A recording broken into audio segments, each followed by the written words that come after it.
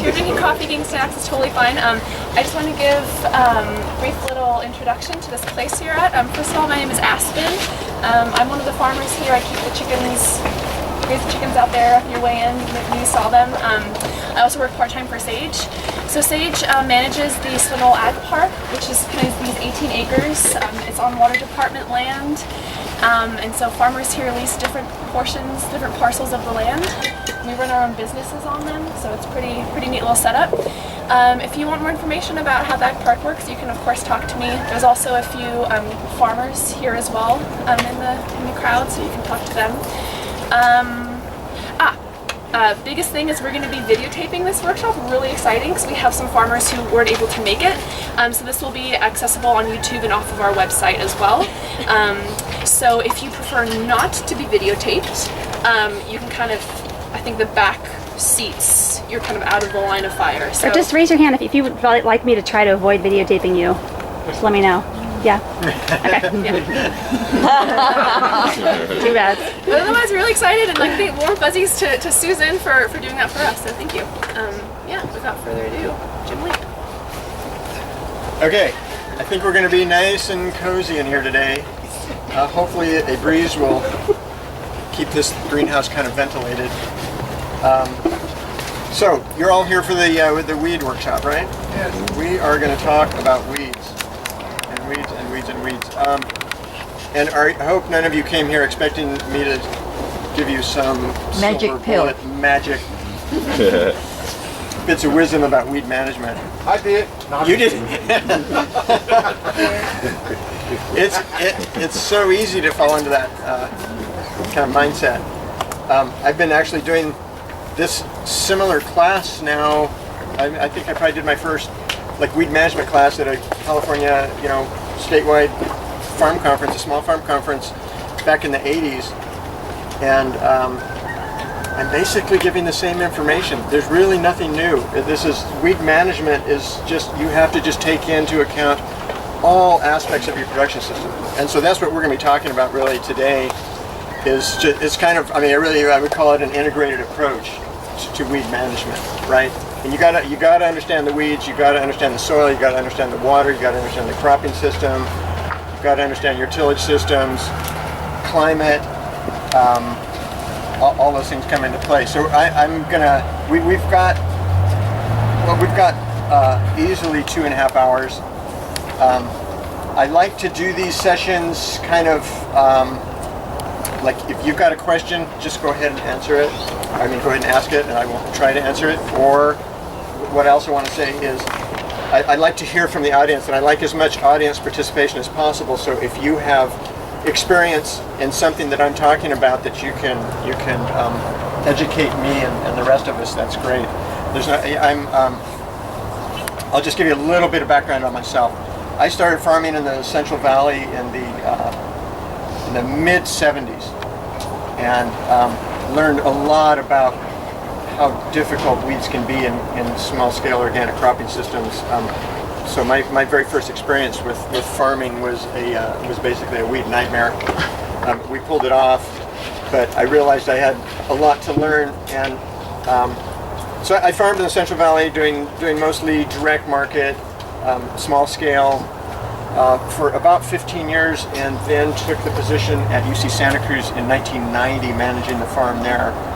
And that really gave me the opportunity to work with a whole bunch of innovative and creative people, and work with the research community and crop extension, and really still kind of kept that focus on weeds. That's always kind of been my specialty in organic production systems. And then I retired from that position in 2010 and started working for Eric Brennan down at USDA in Salinas. He manages, or my job there is to manage his 25-acre field research ground, and he mainly works in cover cropping and a little bit with fertility, but a lot with weed management and a lot with no-till systems too. So that's been a really great opportunity for me as well. But also, when I left the farm in 2010, the UC Santa Cruz farm, the development person there had written a grant to the USDA beginning farmer rancher call and wrote me into that grant, which is actually why I'm here today. I'm on the Center for Agroecology and Sustainable Food Systems BFR DP grant, but I think today I'm actually getting paid through SAGE's BFR grant. But that has been an incredible opportunity, and I've had the opportunity through that grant to work with and mentor a whole bunch of beginning farmers all the way through the Central Coast region. And I've come to realize, you know, they try to define beginning farmer as an individual who has farmed for up to 10 years. I really am starting to just throw that definition right out the window. We're all still learning. I've been doing this for 40 plus years, and I still consider myself a beginning farmer. So we can just forget that 10-year thing, okay, if that makes everybody feel a little bit better. Just, I don't know, just to kind of bring my introduction back to kind of our topic, I can tell you definitely through all the years that I've done this, I've probably given similar presentations, you know, hundreds of times. Weeds, and you know, people have done surveys and surveyed beginning growers and surveyed experienced growers, and for organic growers in vegetable crops, always the #1 challenge is weed management. And I was just talking to someone here before the class started about you know, kind of how do these larger scale farms do it, like earthbound farms? You know, what's that all about? And that's the bulk of their systems mimic conventional systems. I mean, they have the tools, they have the pesticides, they use the same tillage implements and the same ground preparation and the same seeds, and everything's the same, except the one big difference really is with the larger farms is weed management, and that is one of their biggest challenges. So it's an important topic, and that's probably why you all came, right? Because you're all struggling with weeds. Let's have a show of hands. Who's struggling with weeds? And most of you, I'm assuming, are actually land managers or working vegetable plots or in charge of urban gardens and small scale farms and mostly Bay Area here. Yeah. So I'm gonna, a lot of what I work on is kind of like 5 to 10 acre scale farms. Something along the lines of what's going on here at the Ag Park. But I also have a lot of experience in kind of like the hand-worked and smaller scale realm, and I also have a lot of experience in the larger scale. So hopefully we can get all of our questions answered, and I don't want to, you know, I want everybody to feel like they've got a piece of this equation here. Okay. I even have some hand tools here that we'll have a fun little exercise in a little bit with these. But let's get started. And so you've got a handout. The handout is basically just an outline that I will use, and then we'll get to some of these graphics, and I'll actually kind of put some of these graphics up here on these whiteboards too, just for discussion. So I always kind of like to start these things off, just, you know, and this is where I'll ask for as much participation from you as I can possibly get. But what is a weed? If somebody wants to take a shot at that, what do you define a weed as? Yeah, a plant that's growing in a place where you don't want it, right? And then so what's it doing? Why don't we want weeds in our farming system? Trying to take over. So they take moisture, they're competing for light, nutrition, fertility. They tend to be survivors, right? Much more so than our crops. Except you know, what crops would you put in the category of weeds, off the top of your head? What are 3 crops that you would say, man, that's as close to a weed as we can get? Jerusalem artichokes. Jerusalem artichokes. You mean bindweed? Bindweed. If you would, yeah, I don't know if you want to grow that for a crop. Mustard. Mustard. Yeah, mustard. I put Bermuda lettuce grass. in that category. I put tomatillos in that category. There are some crops that act just like weeds. Have you ever planted a lettuce plant?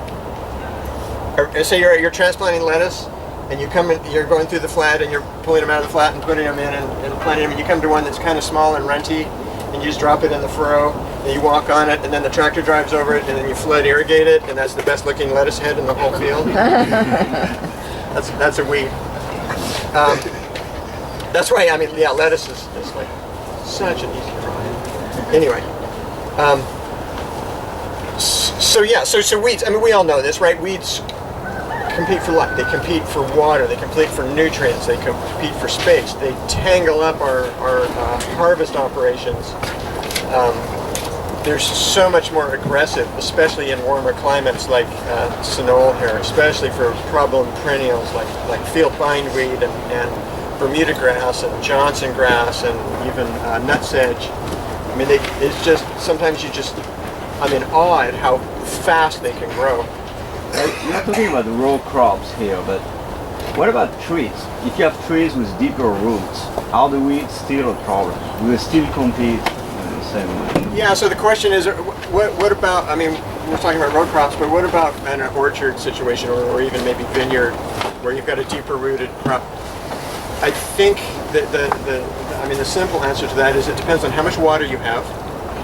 And this is, we're in a really, really severe drought, and some of you are probably feeling the impact of that. I know I sure am. If water is not an issue, that there are some species of weeds, and you can select clovers and different grasses, perennial grasses, to maintain a solid cover in your orchard. And if you manage it well, you can actually outcompete weeds, but it takes a lot of management skill and a lot of time to set that up right. But if water is a limiting factor, you're probably better off with the bare fallow and no weeds at all, because the weeds will definitely pull a lot of water from that system. So it really comes down to Water. Yeah. Are fruit tree suckers weeds? What's that? Are fruit tree suckers weeds? I don't know. Anybody have the question was, are fruit tree suckers weeds? Suckers weed, yes. They keep coming. Absolutely. Yeah, and they're not producing fruit, and they're competing for, but yeah, I don't know. That's a tricky question because they are probably giving some carbohydrate back to the plant. So I don't know. Ask a plant physiologist that question and see what you get. So we're all pretty clear on the fact that weeds are survivors, and they are a problem, right? So I just want to talk about like germination characteristics. I think and the biggest problem we face, especially as beginning farmers, especially coming onto a new piece of land that hasn't been farmed or that has been fallow, you've got what's called a seed bank. You've got a weed seed bank, right? There are, and I've just seen some horrendous seed banks where, and you can, it's really fun sometimes to go out into it. It'd be really fun here as an exercise. We've got a beautiful map and all of these plots. It'd be really, really a helpful exercise to go out with a shovel and some flats and collect soil from the 19 or what is it, 20 some odd plots. Get 2 flats from each plot, bring them in here into the greenhouse, irrigate them, and watch what comes out. You'd just be stunned at what comes out. And that would give you a really good idea of the pressure, the weed pressure on all of your different plots out here. And it would also give you, if you do that over time, you'd be able to map your population densities, right? And it would give you a really good tool, if you wanted to get that implemented, that would provide a really good tool for developing rotations and management strategies. And we'll get into that stuff, because that's really that's one of the main tools that you have, is really understanding your seed bank and knowing how to deal with it, right? So what do weeds need to germinate? I think this is a really important part of kind of understanding how to deal with weeds. But what do they need to germinate? Water, oxygen, right? Light. What else? Huh? Soil. Soil. nutrients, maybe even acidity. It all depends, right? Alkalinity, maybe some weeds would prefer more alkaline, some weeds would more acidic. But what else do they need? One more thing. No, on weeds, I'm just curious. And plenty of sun is doing it right. Yeah, plenty of sun. But they need, a lot of times, scarification. So what are we doing when we do tillage? We're scarifying weeds, we're breaking that seed coat a little bit, we're allowing moisture to get in there, we're adding oxygen, we're stirring the soil, we're exposing weeds to light. If you can, I mean, there have been a bunch of studies done, and when you do tillage at night, you minimize your overall weed seed bank, the pressure from that seed bank, because when you're doing tillage in the day, and you're turning soil over, certain species will come up, get exposed to light, get buried back down, they get that little bit of light, and they go, okay, we're ready to go. They get the oxygen, they get the moisture. When we do tillage too, we're really trapping moisture in the soil because we're breaking capillarity and improving on that moisture regime. Some weeds can germinate in almost no moisture at all. Some weeds actually have a higher requirement for moisture for germination. And when would that become a problem? How about if you've got a leaky sprinkler pipe? How about if you kind of pushed it a little bit in the spring and you wanted to get your CSA rolling and you went through and did a early cultivation and caused some compaction? Weeds also, if you've noticed, weeds love compaction too.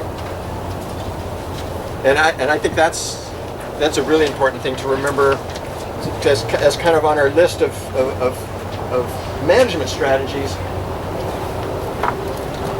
Weeds tend to like compaction, and so if in our tillage practices we can minimize compaction, we are effectively minimizing weed pressure. Okay, so you're clear on germination characteristics and seed bank. And we've talked about challenges. We've talked about the competition for light, competition for water, competition for nutrients, right? What are some of the other challenges without looking at your handout? I mean, I can look at mine. I mean, the big one, the glaring one, and this is the one that's so overlooked on most of the farms that I work with. This one's completely overlooked, and that is the cost to control weeds. What is the cost? What's it actually costing you per acre to manage your weeds? This should be documented. On larger farms, it is documented. They have all the numbers. They know exactly what it costs. They know the tipping point, and they know when weed pressure is high enough, they're going to lose money, and it's cheaper at that point to just disc the field and walk away from it and start over again. A lot of small growers, I see it all the time, have a horrendous weed problem. They'll spend literally thousands of dollars per acre with hand crews to try to manage the weeds. And it adds up and it'll sneak up on you, and it's part of your labor bill at the end of the year, and it needs to be factored in definitely if you're really wanting to be an economically viable operation. So that's why I'm here, right? To tell you how to deal with all these weeds, so you can save money on your hand weeding costs. That's good. Everybody feel like they're in the right place? Yeah. Good. Yeah, so it could cost, I mean, even on large farms, some large farms are willing to spend up to $2,000 per acre for hand weeding in vegetable crops. The average organic, larger scale farm in intensive vegetable production systems spends about $1,000 per acre for weed management, between $500 and $1,000 per acre. And that's going through, and we'll kind of cover this, but that's going through at very specific times with very efficient hand crews with hula hose, and just doing, and getting the weeds at just the right stage. And that's the other really important thing is the stage of control, and we'll definitely I'll definitely be hammering on that one.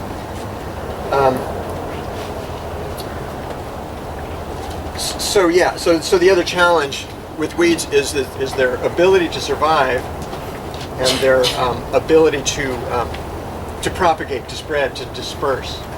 What are some of the mechanisms of dispersal? This is important to understand. Let's just see if we can come up with a list of maybe 5 things. Wind. Underground runners. Underground runners. Tires. Tractor tires. Hitchhiking. Hitchhiking. Birds. Dehiscent seeds. Huh? Dehiscent seeds. Dehiscent seeds, right. Just blast them out there. A couple of big ones yet to go here. See, this is where I'm making you guys do some work here too. How about what happens when you bring in some compost? Been quite thoroughly compost. Man, I've seen some nightmare situations with introduction of noxious weeds through compost. What about perennial root like artichokes? We did a trial one time at the UCSC farm. We identified a new parasitoid of the artichoke plume moth. So an entomologist set up a trial, and we marked out a 1/4 acre, and we brought in these beautiful roots from an old farm in Castroville. I was right there. I was the agronomist, right, in charge of planting them, and I'm there with the entomologist who has this grant and is on a deadline, and I look at these roots, and they've got oxalis content. And I said, no, I'm not going to plant these. And he said, yeah, we're going to plant these. We have to. And now the farm at UC Santa Cruz, this was probably 20 years ago, has an oxalis problem in that area. And we'll always have an oxalis problem. So you got to be really like mindful of that. Oxalis is like the last thing you want on your farm, believe me. Dispersal. So compost. Is an important one. Animal manures, anything that you're bringing on, planting, rootstock. Also irrigation water. If you're utilizing surface water, you can really bring in some nice weeds through your surface water. A lot of you probably are either on a municipal system or on a well, so that's probably not an issue. But not a lot of surface water around here. Yeah, and then the other big challenge is just with harvest, right? Especially like what are some crops that are difficult to harvest when salad? I mean that's yeah. You just don't have the time to be cutting your salad mix and separating out the chickweed, right? Or the whatever else is growing up in there. That they're good weeds too. Are really good at mimicking the crop. Have you noticed that? They can like hide in there and try to look just like the crop. It just makes it a nightmare. And have any of you ever had to deal with field bindweed in a mechanized harvest operation? It can just wrap, and yeah, you know what I'm talking about. It's a mess. It's like rope. Yeah. What crop was that? So come on, we're beating up weeds pretty hard here. Let's talk about what are some of the benefits. We got to. It's a yin yang thing, right? They encourage the crops to work a little harder. Yeah, I never thought about that.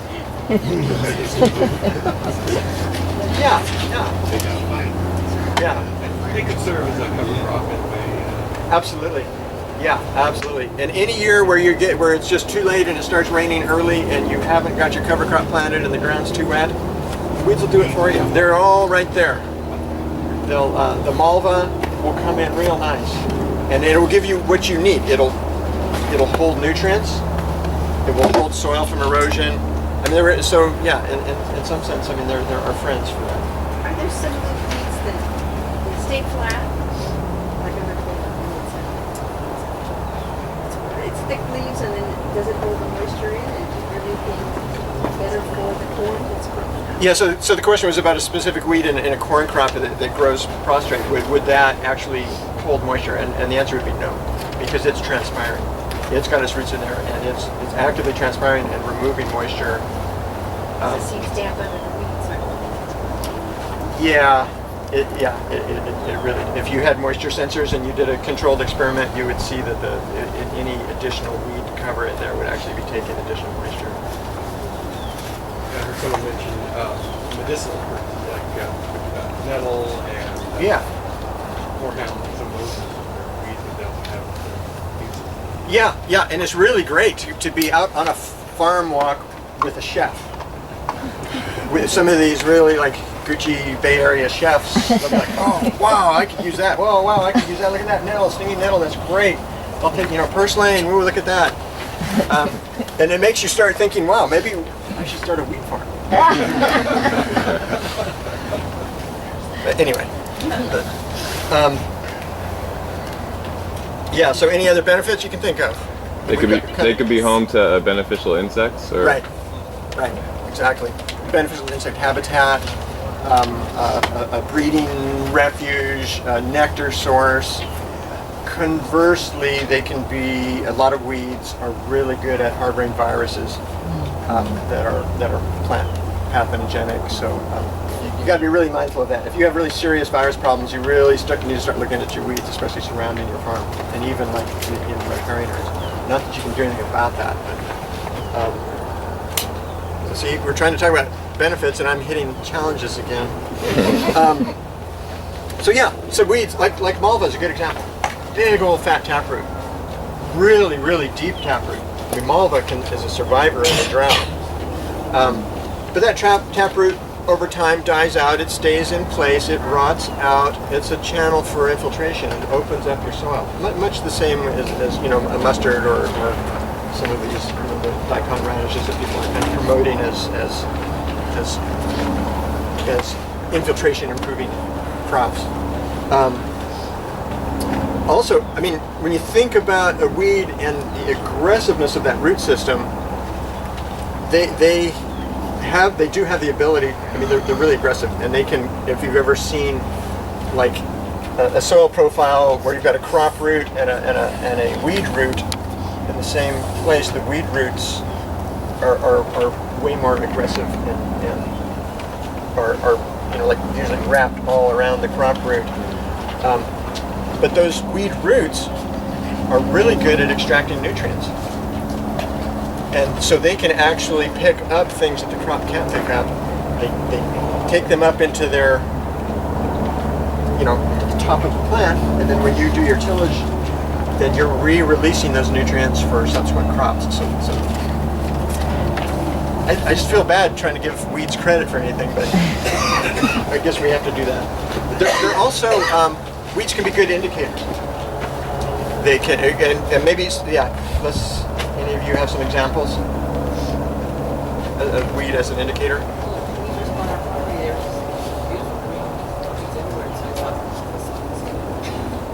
Right. When the comment was when they bought their property, the weeds were just everywhere, so that was an indicator to them. Yeah, wow, this is going to be great. The weeds grow well. I do that all the time. When I'm looking at land, or when I'm assessing fertility, I look for the weeds, and you can tell side by side in a region where the stronger ground is, or where there's more moisture. You can tell where there's drainage issues. Weeds are great indicators. When you see dock, think, oh, okay, that's probably a wet spot. When you see, and there's a book, Weeds of the West, that gives some examples of like nutrient characteristics and even soil pH characteristics of specific weeds. And old farmer friend of mine, Tom Willey, some of you might know that name, from farms out in Madeira. We were farming neighbors for many years in the Central Valley, and he took on a piece of ground that had been farmed conventionally in year after year after year after year in bunching onions. And the conventional farmer was never paid attention to his soil pH, and was using acidifying fertility amendments, ammonium sulfate, and so the ground was really acidic. And Tom had a terrible bindweed problem, and he kept amending it to bring the acidity up, and he swears that the bindweed kind of disappeared when he got the pH up closer to 7. I always kind of held that in the back of my head. Like, oh, okay. And I hear these things all the time, and they are anecdotal, and we have to be careful with them. But there's probably some truth to it, and there's probably some nuance to really understanding, how our soil management, in terms of not so much nutrient loading, but pH adjustment, can potentially impact our weed populations. Right? Does that make sense? Yeah, and then we mentioned beneficial habitat. So let's just do a quick classification thing. And this is, most of you are farming in this climate, similar to Sunol, am I right? Maybe some of you are more Bay Area, a little more marine influenced. But we have fairly distinct temperature differences throughout the year here. We have a definite spring, fall, winter, summer. That's perfect for weed management. And why would that be? I'll put that back to you guys. Because you can manage the weeds at the right stage. You can see the stage happening rather than just, feeling like it's Right. And so you have distinct weeds pressures at different times of year. So what would be a strategy that you can incorporate on your farm to use that to your advantage? When the seeds are coming, you get rid of them before the set seed. But think about this for a minute. What if you had, like Diane mentioned this morning, oh my gosh, I've got this terrible chickweed problem. Help me, what can we do? Well, you could rotate your crops based on Wheat seed banking. Right. And I did that very successfully in the Central Valley, where I had probably more extreme, 100 plus temperatures in the summer and cold fog, miserable fog in the winter. I had very distinct. So I'll give you an example. So you grow carrots. I mean, I don't think there's a crop that's more weed susceptible than carrots. Maybe onions. In the ground for a long time, they grow really slowly. They don't compete well with weeds. They're in the winter. So the bluegrass and the chickweed and the veronica all kind of get away from you. They all set seed. Well, would it make sense to come back and plant carrots in that same plot next year? No. That's where you want to plant your sweet corn the following summer, and plant a smother cover crop there the following winter, and then plow that ground and then put carrots back. So these are I'm just kind of introducing some of the things that I really kind of want to focus in on. These are some really important strategies. These are all like the little silver bullets. So classification. So we have basically for the annual weeds, we have spring annuals, summer annuals, fall annuals, and winter annuals. And I'm sure we can come up with a long list of weeds that fit those categories. What's a good example of a summer annual? I can think of two right off the top of my head. I'll see if you guys can come up with something. Two of the worst. Huh? Thistle. Thistle. Yeah, that's a nasty one. Yeah. Yeah. Although I don't know, maybe in your situation it's really bad. That is one that you can actually control. Can you? Yeah, as long as you're not surrounded by thistle. Can you enlighten us? Please. If you're surrounded by thistle and it's constantly blowing in, it's really difficult. But you can. It's easier. Yeah, we can talk after. Maybe at lunch. What about crabgrass? Crabgrass, yeah. Yeah, crabgrass.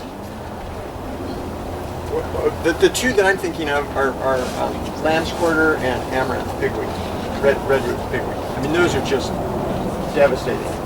But you'll never see them in the winter time. They need heat, so they'll come up.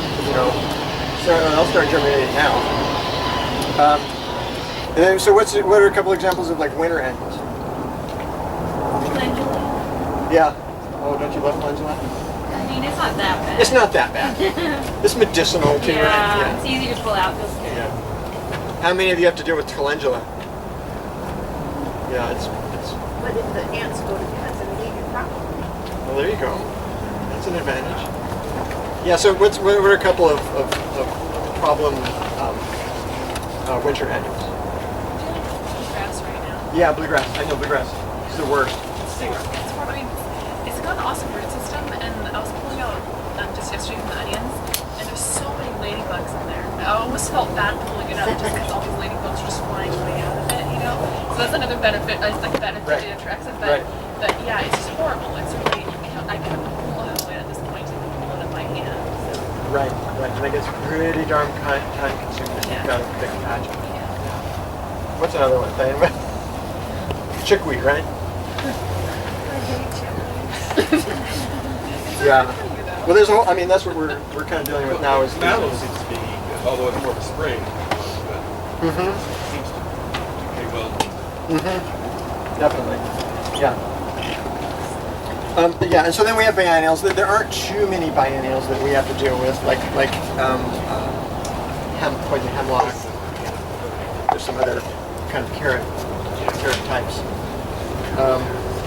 And then our good friends, the perennials. Do I have to even name the perennials? Let's just do 4 perennials. Oxalis. Bermuda. That's what we're dealing with here. That will put you out of business faster than just about anything in a warm climate. Johnson grass. Anybody have to deal with Johnson grass? Johnson grass is not as bad as Bermuda. It's a larger stolon, but it tends to stay up on the surface more, and it doesn't like heat or desiccation. Anybody dealing with field bindweed? Yeah. That one, there's really no solution. a long fallow period with really intensive grazing and smother cropping and rotations and deep tillage, and you can deal with it, but it takes a long time. It's too deep for solarization. Yeah, we'll talk about solarization. And it blooms so fast, too. Yeah. Right, and when it gets to that's not a good thing to see as a bloom. Not only are you getting seed, but it's also indicative. I'm talking about field bindweed. When you see the bloom on it, it also means that plant has enough above ground biomass to be feeding a lot of carbohydrates back down to that root, which can be. I've talked to backhoe operators have found that stuff at 10, 12 feet. It's just a long, thin, kind of cylindrical tuber that has the ability to just keep pushing for many years. You can cut it and starve it, and it'll just keep going. But then, yeah, when you see the bloom, you're just like, you're hooked.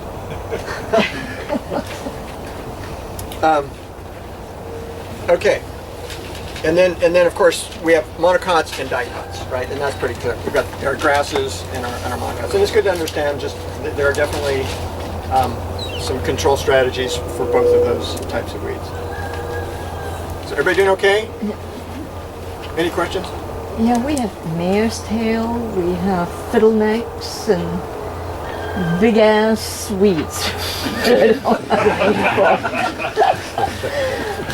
for. And it just makes harvesting very difficult. In your olives. Yeah, in the olive. Right. Yeah. So what do you do? Well, we're going to talk about that. We're going to go through a whole bunch of controls. That's next. Let's do a time check. It's 10 o'clock. If anybody needs a break or stretch or bathroom or anything, don't worry about. You won't offend me if you get up and walk around or leave for a little while. You'll miss some really great information, but yeah, don't hesitate. And if maybe why don't we go for another half hour and then take a short stretch break and then come back and wrap up. Sound like a plan? So I really want to.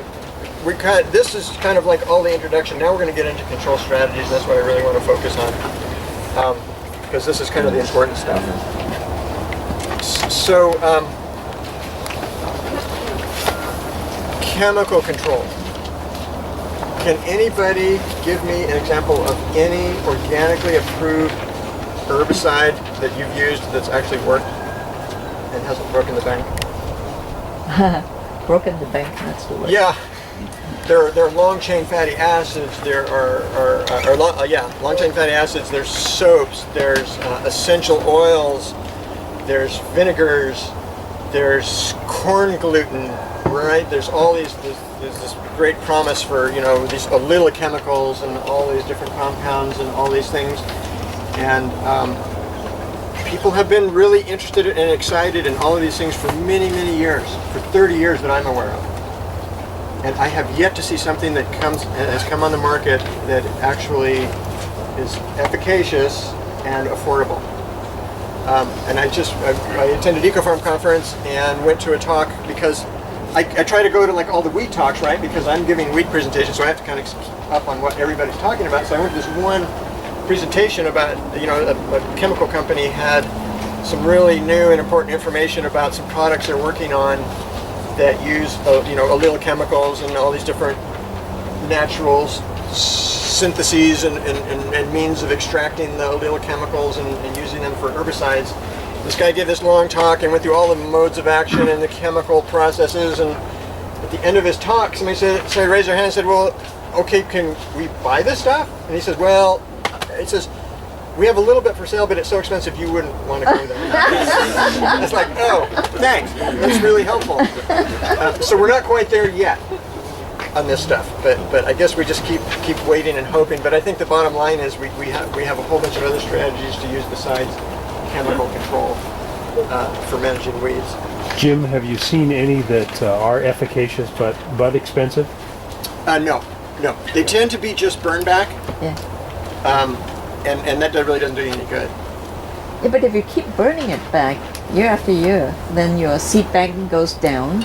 Yeah. But it's very expensive. It's very expensive. I think it's actually cost prohibitive. I think there's probably better strategies.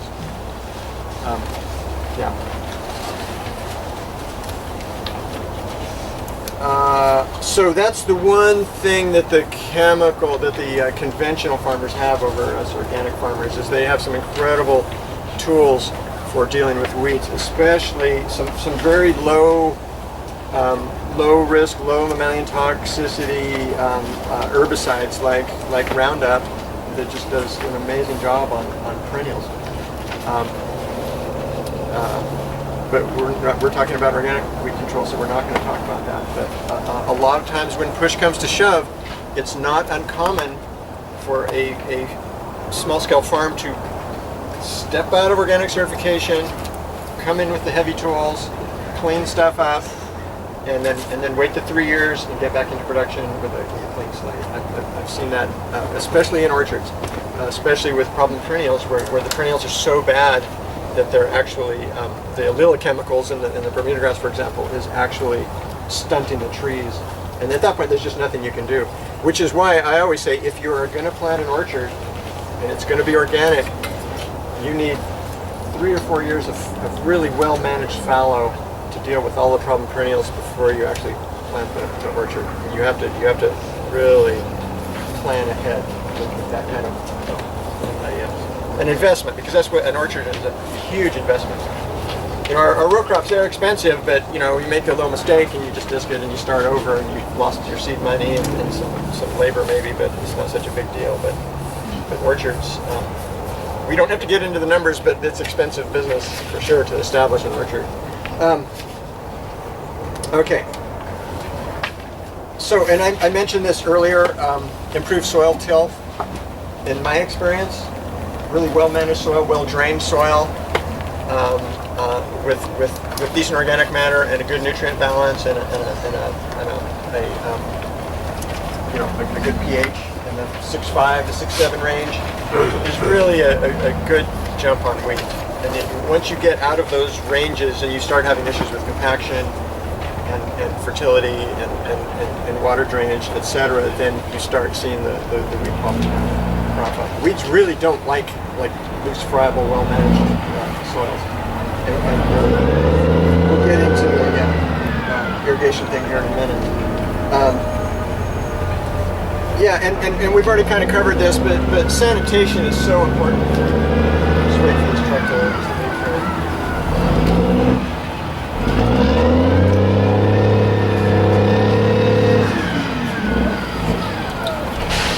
That can get edited out on the camera, right? Of course.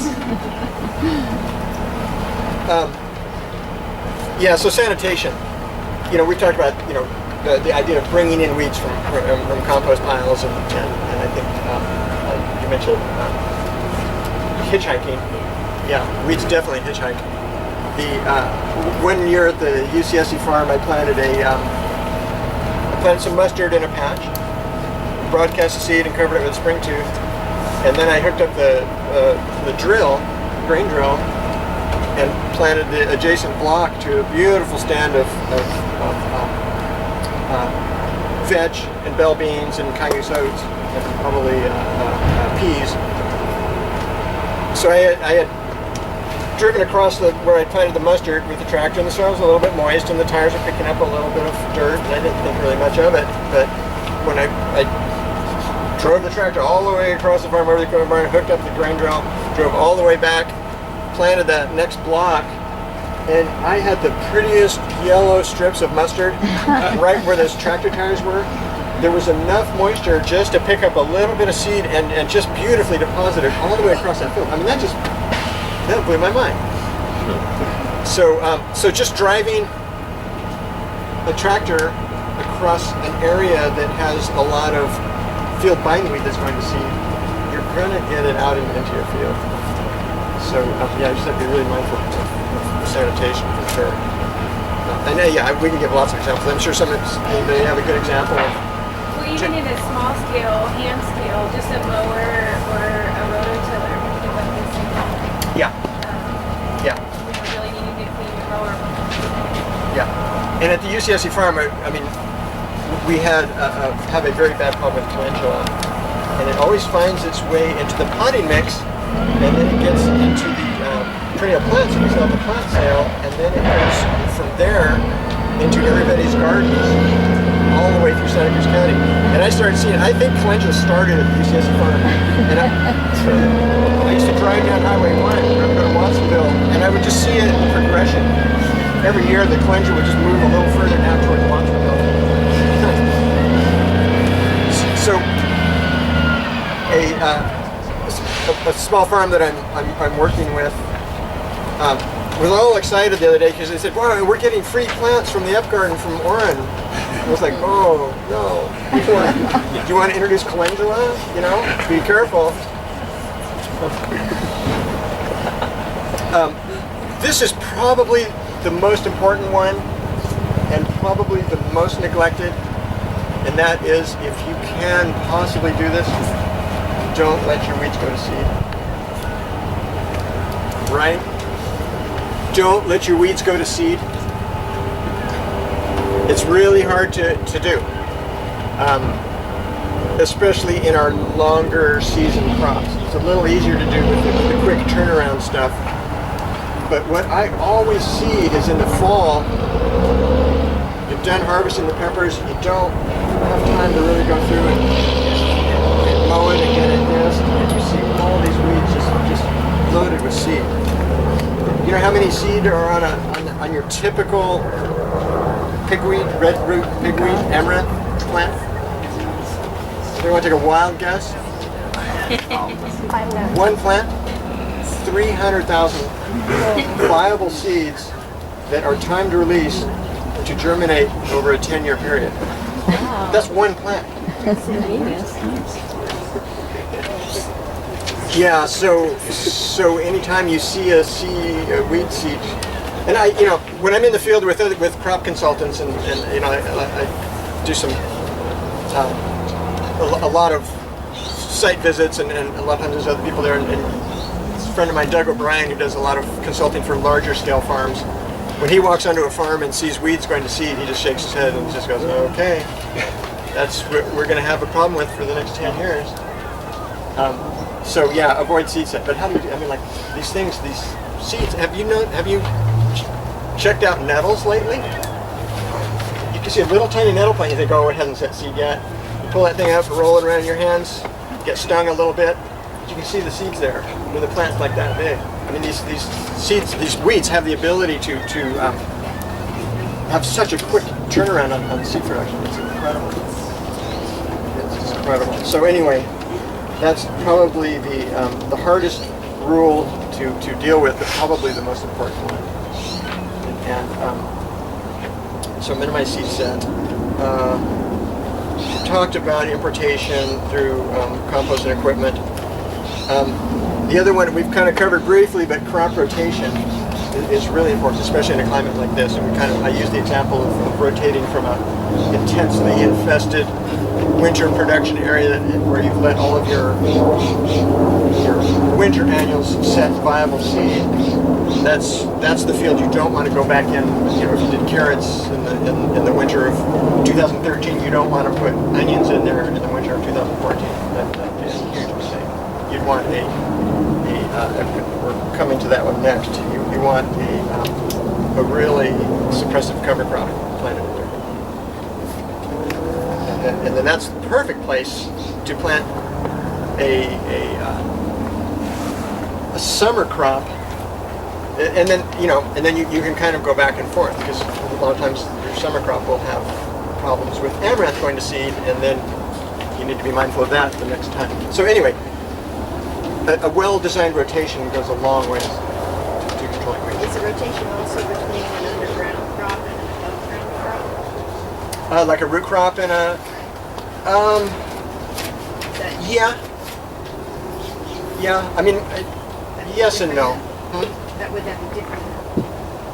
Yeah, that's different. I mean, usually rotations are designed to break specific disease or insect pest cycles. And so you really, I mean, when you're in a really well-designed rotation, you would be, say like you have, let's come up with an example here, verticillium and strawberries. So you would want to wait, plant your strawberries. If you see verticillium and you know you've got it in that soil, you don't want to come back on to that field with anything that's verticillium susceptible, like tomatoes and peppers and any of the solanums and even lettuce for an extended period of time. So there's a million different examples of different types of rotational schemes, but it's really important to in that calculation to include weed pressure. And so another good example, if you do have a really, this is a great example. Let's say you're farming this block right out here, and the amaranth just went haywire on you last year in your pepper crop, and you've got seed there, and you've got your seed bank, and that's where I would come in and plant. If it was in my crop plan, I would plant sweet corn there, and I'll get into the specifics of why maybe after our break, but I can do a really good job of managing weeds in sweet corn. It actually kind of, in effect, is a smother crop.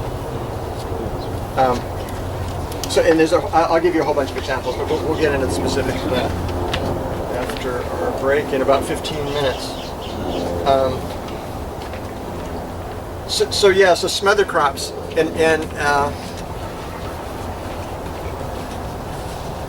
where do people go wrong in the wintertime with cover crops and weeds? Well, they let I let the weeds go to seed. Or a friend of yours? A friend of mine. Within the cover crop. And so I'm waiting to till the cover crop and then the weeds have already set seed, and then I take that cover crop and put it into that compost, and I'm just growing those weeds again. Right. Or if you're in a field situation and you're incorporating that, you're just putting those seeds back into the seed bank. So the problem is, why would you have weeds in a cover crop? Because I'm not weeding my cover crop. Because nobody weeds a cover crop. But what could you do? Is everybody following this? Can you hear it down there? Yeah. What could you do to minimize weed seed set in your cover crop? Take down the cover crop earlier. Yeah.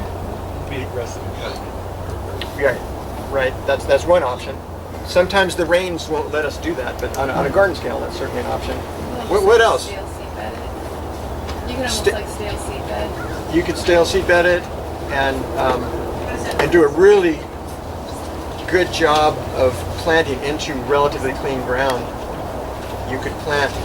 The best way to do a cover crop is to like you say, stale seed bed. And we'll for those of you who don't know what that is, we'll cover that in detail in a little bit here. But if you get that ground well prepped and get moisture in there, do a light tillage, and then plant your cover crop seed to moisture, and the cover crop seed comes out without any weed competition, gets a really good canopy and outcompetes the weeds. But what's the key to a good canopy in a cover crop? There's several. They're faster. Yeah, so you want to select a cover crop so that's about timing and selection. But you want a really fast-growing, aggressive cover crop species that is allelopathic, that will actually has the ability through its chemical defense mechanisms to suppress weed growth. And what are some good examples of a allelopathic, fast-growing cover crop? This is good stuff, huh? Is buckwheat one? Buckwheat's a great one for summer cover crop. Yeah, for summer. Yeah, for summer cover crop. Buckwheat is, I don't know that it's necessarily allelopathic, but it's so fast-growing, and it's so quick. It's 30 days to flower. So you can, what I've done a lot at the UCSC farm where I know we've had amaranth problems, I'll plant a really quick buckwheat in there. The amaranth, we're irrigating it, so the amaranth all germinates, but the buckwheat grows up, shades it out, the amaranth stays really tall, doesn't set seed, and then I can incorporate all that residue, get a really nice till, and come in with a falling crop that's perfectly clean. No, but so back to cover crop selection. What are some good examples of some really weed suppressive cover crops? Clover, who said that? Oh. Clover's so slow to germinate. It's so hard to get out of the ground. Usually weeds are specifically a real problem. Vetch isn't so great. Mustard's who said mustard? You did. Yeah, mustard's great. Kodiak and Ida Gold, super competitive, super allelopathic. At USDA we've done years and years and years of trial work with mustards and looked at weed densities, and you just in many of those mustard cover crops there's like 0 weeds in the understory. With the next treatment over, bell beans and vetch and oats, and it's just like loaded with metals. So mustard's a good one. Rye? Yeah, rye's the absolute best. AGS 104 or even Merced rye. But what's the best way to get those to work for you? What's the strategy? Am I making work too hard? You want a dense stand. You want to double the recommended seeding rate. You get a dense stand of mustard or ryegrass, the weeds do not stand a chance. The mustard and the ryegrass are both allelopathic. So they're both going to suppress weeds in the understory through chemical interaction. Both at time of germination, and even the rye, even oats. I think rye is the best. Problem with rye now, see, this is now turning into a cover crop workshop. But it's important. It's my impression that where we really go wrong in our intense vegetable production systems is with weed management is in how we manage our cover crop. And we really need to be mindful of seeding rates, proper ground preparation, species selection, and what's the other most important one? See, I'll give you the answer. Timing. You were just right there, right? Yeah. So it's all about timing. You want to get that cover crop in and established and up. The later you push it in the fall, the colder the ground gets, and that just gives the weeds the edge that they need to get ahead of the cover crop, and then you end up with you increase your weed seed. Okay, so we've beat up that one enough, I think. Not quite enough for me. I was thinking. So we'll keep going then. Yeah. So say you plant an area of buckwheat. Doesn't that just temporarily keep down the seeds, or does it have a long-term effect on the seed? It will. That's a good question. The way I kind of approach that is that when you're irrigating that buckwheat up, you're also creating the perfect environment for weed seed germination. But the buckwheat is going to get the edge on them and outcompete them, and then you're going to till all that in. Yeah. And what I've noticed with buckwheat, once you reincorporate that residue is really easy to incorporate. It breaks down really quickly, and it does wonders for your soil tech. Anybody with me on that one? Have you noticed that? Yeah, it's kind of magical, right? It's like something you can't explain. It's like, well, that's what buckwheat does. Wonderful for bee habitat. It makes me sick when I have to mow buckwheat because the bees get really upset. Anyway, yeah, gotta move over. Is there a question back here? Last part,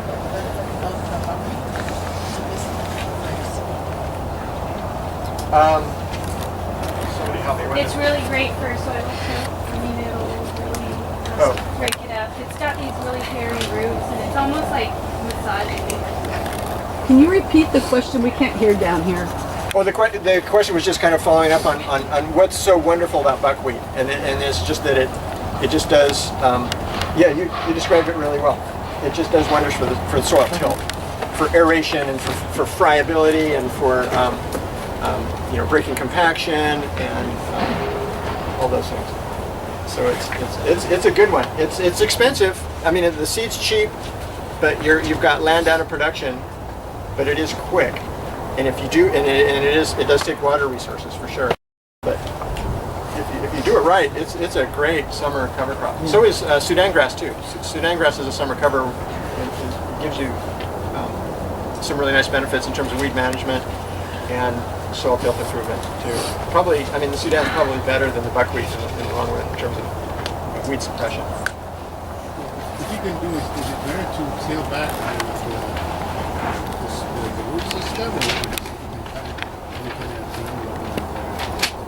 Oh, that's a great question. So the question was, do you really need to till it, or can you just cut it at ground level? And what one of my favorite soil management strategies at the UCSC farm was to plant a late summer buckwheat, mow it really close, and plant cover crop into the residue with a no-till drill. And I mean, it would just be magical. Because you suppress all the weeds, you haven't turned the soil over, you're not reintroducing any new weed seeds, and the drainage is good. You got residue on the surface to protect from the hard impact of raindrops, and the cover crop comes up really nice. So if you that takes some pretty good timing and some pretty specialized equipment to do it. But if you can do that, it's amazing. I mean, I would do the same thing with corn residue. And also with broccoli residue. Just mow the broccoli. And broccoli, by the way, is one of the most overlooked beneficial crops. We're learning more and more about broccoli all the time, especially in a lot of the research that's going on down at USDA. It's apparently, this is something I never knew, but it's very deep rooted. And it's a really good nitrogen scavenger. And it is, of all of the mustard species that have been looked at for verticillium control, through the isothiocyanates and glucosinolates, broccoli is the best. It is the most powerful verticillium control agent out there. But yeah, broccoli's good. It's a great, if you can develop a nice market for broccoli, it's a wonderful crop to rotate. I have a question about the mowing. You mow it, and are you talking about it's green and you actually seeds? How do you seed them without them getting? So the question was on managing the buckwheat crop as a no-till prior to planting a winter cover crop. Yeah, you need to mow it really close, and then you need a very specialized drill that is set up for what we call no-till. The drill needs a lot of weight, and it needs double disc openers that are built heavy enough to slice through the residue and drop the seed in, behind those two openers. Yeah, I was thinking today, we don't have PowerPoint, so I can't show you images of things, but I could send you all home with an assignment to look up a bunch of YouTube videos on some of these things, because there's so much on YouTube now. With you could just search no-till drill. You could search. There's so many new, innovative weed management tools. Have you seen finger weeders? Check out. There's a weed scientist back at the University of Vermont who has done a bunch of work on small-scale farms in Vermont, looking at kind of innovative, kind of hand push implements for weeding. And I just saw a video the other night of him with a hand-pushed finger weeders. These finger weeders are incredible.